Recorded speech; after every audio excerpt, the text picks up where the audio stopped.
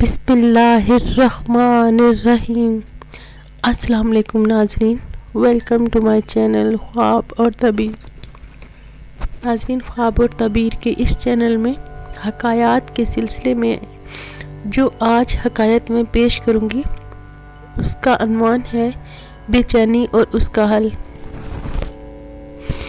عظیم فرمان روا خلیفہ ہارون رشید کا دل شدید رنج و الم کا کچھ اس طرح شکار ہوا کہ دن کا چین اور راتوں کی نیند اڑ گئی۔ بے سکونی اتنی بڑھی کہ اپنے وزیر فضل بن ربیع کو بلا بھیجا اور اسے اپنی اتنے دنوں کی بے چینی کا حل تلاش کرنے کو کہا۔ کوئی روحانی عامل تلاش کرو کہ کسی طرح طبیعت کو قرار آئے۔ بے شمار عامل اور کئی عالم فاضل لوگوں سے رجوع کیا۔ انہوں نے اپنے علم کے مطابق جان توڑ کوششیں کی، لیکن خلیفہ کی طبیعت کو چین نہ ملا، بلکہ بے چینی کم ہونے کی بجائے بڑھتی گئی۔ آخر وزیر با تدبیر نے گزارش کی کہ ذل الہی، اب ایک ہی بزرگ ہستی رہ گئی ہے، میرا یقین ہے وہی ہستی آپ کے غم کا مداوا ہوگا۔ ہارون رشید نے بے تابی سے پوچھا، وہ کون سی ہستی ہے جو میرے لیے باعث رحمت ہو سکتی ہے؟ وزیر نے عاجزی سے عرض کیا، وہ صوفی بزرگ ہیں جنہیں دنیا کی تمام نعمتوں سے کنارہ کشی اختیار کر لی ہے اور کسی کی جاہ و حشمت کو خاطر میں نہیں لاتے۔ ہارون رشید نے بے تابی سے کہا، ایسا ہے تو ابھی چلتے ہیں۔ بادشاہ سلامت وزیر کے ہمراہ رات کے اندھیرے میں اپنے محل سے نکل کر فضیل بن عیاض رحمۃ اللہ علیہ کے سادہ سے حجرے میں پہنچ گئے۔ وزیر نے دروازہ کھٹکھٹایا۔ اندر سے ایک کمزور سی آواز آئی، کون؟ میں ہوں وزیر، اور میرے ساتھ بادشاہ سلامت ہارون رشید ہیں۔ فضیل رحمۃ اللہ علیہ کو بادشاہ کی آمد کا سن کر افسوس ہوا۔ بادشاہ کی اطاعت کرنے پر مجبور تھے۔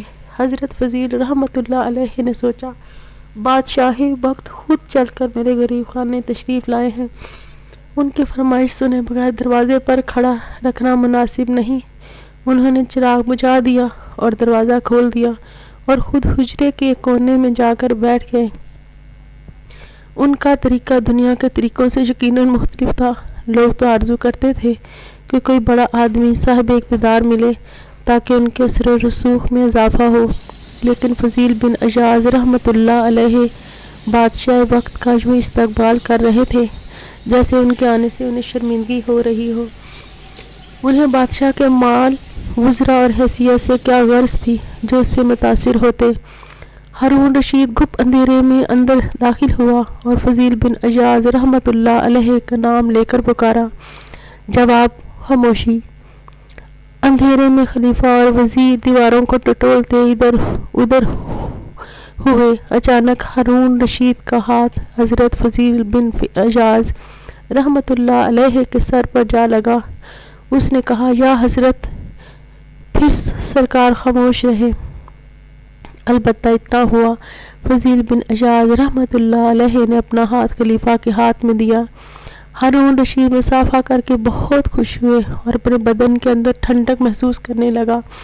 فضیل بن عیاض رحمۃ اللہ علیہ بولے، فرمان رسول صلی اللہ علیہ وآلہ وسلم ہے، میری امت کے بدترین علماء وہ ہیں جو حکمرانوں کے دروازوں پر جاتے ہیں، اور بہترین حکمران وہ ہیں جو علماء کے در دولت پر حاضری دیتے ہیں۔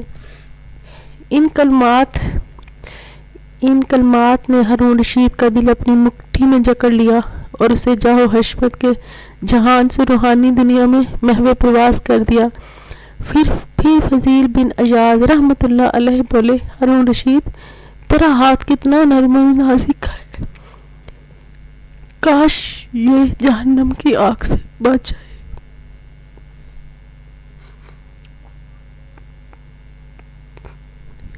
ان کلمات نے رہی سہی کسر پوری کر دی۔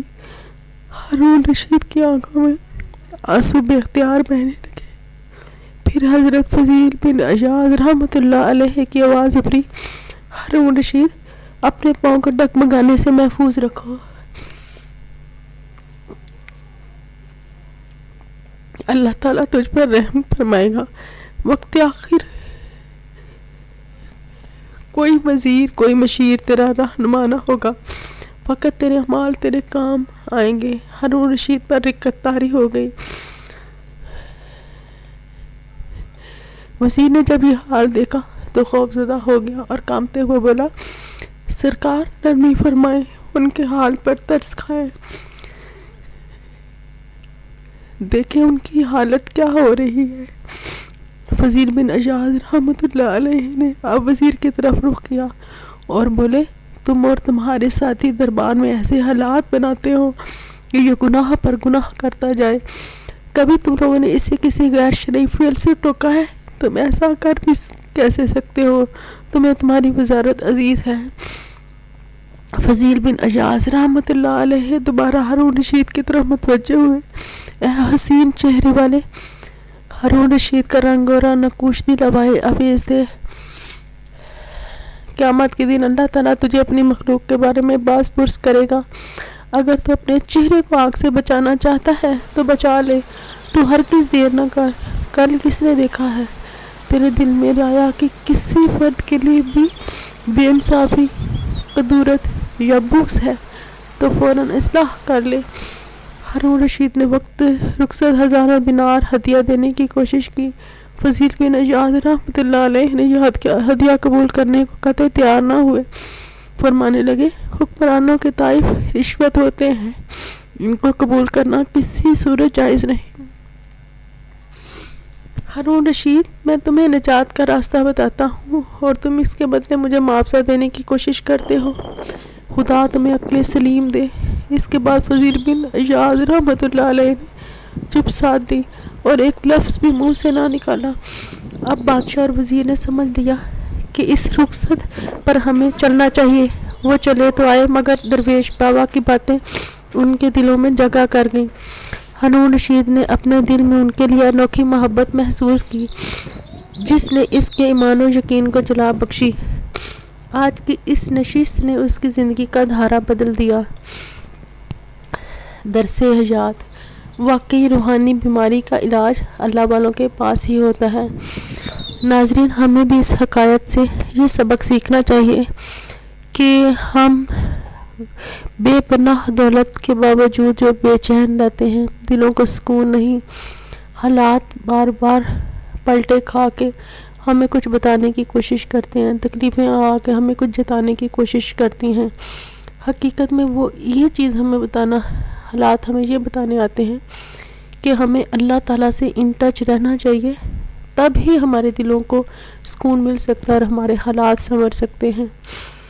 ناظرین، آج کے اس حکایت کے اسی درس حیات کے ساتھ مجھے اجازت دیجیے۔ ناظرین، اگر آپ کو میری ویڈیوز پسند آ رہی ہیں تو میرے چینل کو پلیز سبسکرائب کریں اور ویڈیو کے نیچے لائک کے آپشن کو کلک کر کے اپنی پسندیدگی کا اظہار کیجیے گا۔ بہت شکریہ۔